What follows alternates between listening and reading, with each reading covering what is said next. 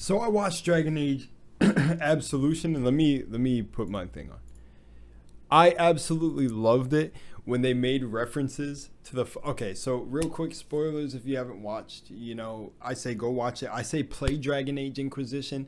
I love when they referenced, and I was sitting here waiting for the Templars to get introduced, but yo, I absolutely loved when they talked about the Herald of Andraste and closing the rift, because that was us.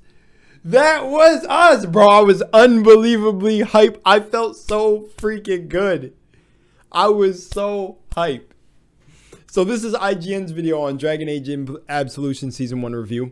And we're going to watch it together. But I mean, this is also like my also review. But like I'm watching this video because, I like the peeps over at IGN, when they say certain things. Let's do it. Let's see what their review is. But like I'm telling you, it was so fucking cool to hear that. It was so trippy. And I like at everything that happened in this, just from an entertainment perspective, I wasn't going in super hard on the writing, super hard on the events following up, yada, yada, yada. But I understood it all because I absolutely love Dragon Age. And it just brings me joy. I played Inquisition in my underwear, like I said. To those of you who watched my video when I was hyped for this to come out, I literally, me and my boy tried to not watch all of this, and we couldn't. We watched every single episode, and we were like, fuck, it's over already. The twist and the shit was just so fucking awesome to me. And the way they talk and interact to each other feel like when you were going through Dragon Age with your party. And I loved it. I loved it. But anyways, let's hop into this. And I'll say here and there to the stuff that IGN says. Let's see what they got to say about their review. Let's see. Hope it's solid. The only mother I ever knew was the woman who owned me. And no one ever saves people like us. Yeah. Have you heard the one where a Kunari, an elf, a dwarf, and 3 humans walk into a bar? Well... Oh, that shit was actually funny how she just did that. That was dope. What I will say about that is, damn, the main character, she was going through it the entire fucking show, bro. It was one thing after another. Oh my God. It was crazy. If by walk you mean break into, and by bar you mean impenetrable fortress containing an ancient magical artifact, that's the setup for Dragon Age Absolution, Netflix's animated take on BioWare's fantasy video game series. It may be a little too entrenched in game lore for newcomers to the franchise, but there's still plenty to enjoy in this 6-episode series. Yeah, I feel like, I don't know, but I feel like you would have enjoyed it. Like, you basically got to get a sense for the world, obviously. Like, if you didn't know who the Herald of Andraste was, which it was us, me, I'm the fucking Herald. You're the fucking Herald of Andraste. Okay. It was sick. It's badass for me. Absolution is led by a stellar ensemble with Kimberly Brooks, Phil Lamar, Ashley Birch, Keston Ashley John, Birch. Sumali Montano. I knew that was fucking Ashley. Matthew Mercer's in here too. He's Fairbanks. Matthew Mercer voicing the merry band of adventurers that we follow. Josh Keaton provides the voice of Tevinter Magister Rezarin, performing with an optimism that brilliantly morphs as he stumbles further into.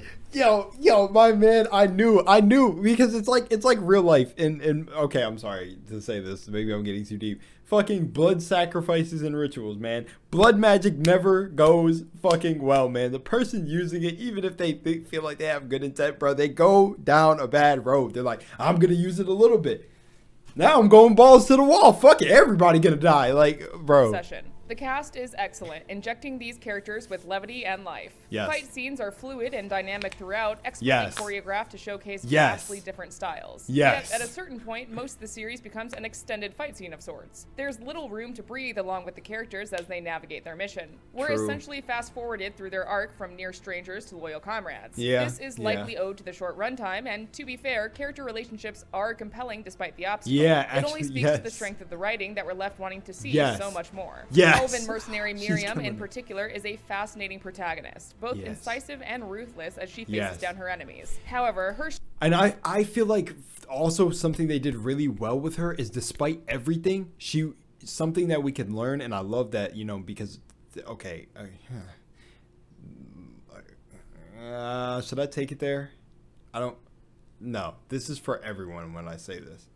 she displayed emotional control so well despite her trauma.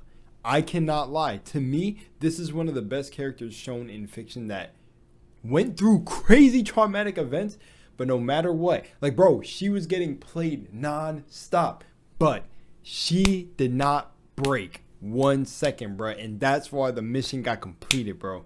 I truly feel like she did not break, and that's how I feel in my day-to-day life. So I absolutely love her, and I know, like, if you're truly looking for those meanings and looking deeper with behind the lines with certain characters, you can see yourself in these characters. Anyways, I wasn't like a slave, but like what I mean is just like her fight, and at certain scenes where you would think, like, she has every right to just be tight about this environment, she kept it so cool, level-headed, bro. Even when she tweaked out on the group sometimes, which I don't want to spoil it if you haven't watched, but you probably won't be watching this if you reviewed it, so I'm gonna say this real quick. Even when she tweaked on the group when it came to planning their descent into this fucking Payday 2 style heist, it was, she tweaked, but she kept it together. I loved it. And oh man, it's just too much, man. Strength lies in a vulnerability beautifully wrought within Brooks's performance. In a lot of ways, this series is about return, about revisiting the site of your trauma and deciding how, why, or whether or not to rise above it. Brooks balances Miriam's pain, rage, and regret wonderfully. She's killing it. As the backbone of the series, Miriam and her allies feel so wonderfully studied. Their conflicts, both internal and interpersonal, weave seamlessly into established Dragon Age history in a way that captures the sheer breadth of the world these characters inhabit. There is, however, an unfortunate side effect. While Absolution does its best to ease in unfamiliar audiences, approaching the story without knowledge of the franchise lore has potential to lessen the impact of certain twists. Very true. Very, very, very true. Very, very, very true. Very, very, very true. And not only that, though, not only what I'm going to add, what she said there, loved it. She completely captured exactly what I was talking. Like, bro, yeah. Other recent animated adaptations, notably Arcane and The Legend of Vox Machina, are more successful in this aspect. Yeah, okay, and I was gonna say, yeah, this reminded me exactly of The Legend of Vox Machina. I mean, of course, but I don't know about Arcane.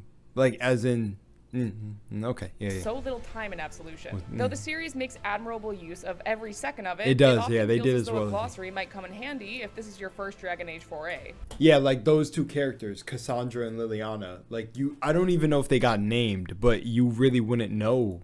You wouldn't know them.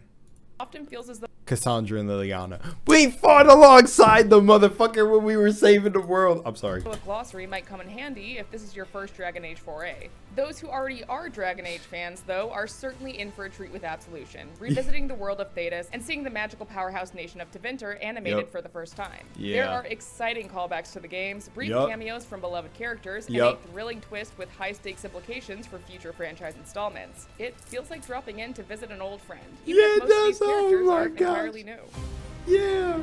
Oh god, I want to cry. Complex characters and compelling story beats make Dragon Age Absolution a memorable installment in the fantasy franchise, but the show's bite-sized length and deep entrenchment in game lore often get in its own way. However, as a whole, it's still a wildly good time that fans of the games in particular are sure to enjoy. For another video game adaptation, I wanted to have a 7.5 or an 8, man. I know I'm biased, but I'm still not even giving it that 10, and I would give it that 10, but I feel like it deserves an 8 because, yeah, it's a tad bit catered to the actual fans. This could get you excited about the game. Like, I know there's mad comments saying that this makes me probably want to play Inquisition now. And I think that's what it does best. I think they went in with this intention of, you know what, let's make a compelling story, compelling characters that you can click with. You can realize that it's getting over your trauma, all that, blah, blah, blah, and decisions and choices that they did so well that I feel like they knew they went into it with that intention for you to want to look further into, if you want to know. And I hope that they don't pressure these motherfuckers. Don't pressure them into, it's really good. So don't pressure them into making them feel like they're going to have to explain a little bit of the backstory. Like, no, I feel like that's how some things should be nowadays, where, okay, this show kind of gives you this, and then it's like, okay, here's a new concept. They're making us go on the treasure hunt. That is with actually like a lot of, I'll say, conscious artists when they make their music. you go and you dissect the bars, and it's even like why I'm here existing to tell you this. Like, I feel like it should be like a treasure hunt. If you want to know, like, go check it out. And they did it in a way where it's not too confusing, because I'm not going to lie. When you watch it, it is lore, like, you know, there's heavy lore aspects. But I think that's even more reason to go back and play the game. So feel like it's so much reason, because I want to go back and play the game. I loved it. I mean, but if someone told me it was ass and whatever, I'd be like, okay, because, you know, I don't really care. It's all right. I just enjoy it for what it is, you know. And I think she did beautifully critiquing this entire thing and reviewing it. I absolutely loved it. Holy shit. Shout out to IGN. I hope you guys enjoyed my video. I'm fucking out of here. This is one of the things I love, man. It's put me in such a good mood to even see this on my list. Oh my gosh. I love y'all. Much love and moonlight. See y'all on the next one. Peace.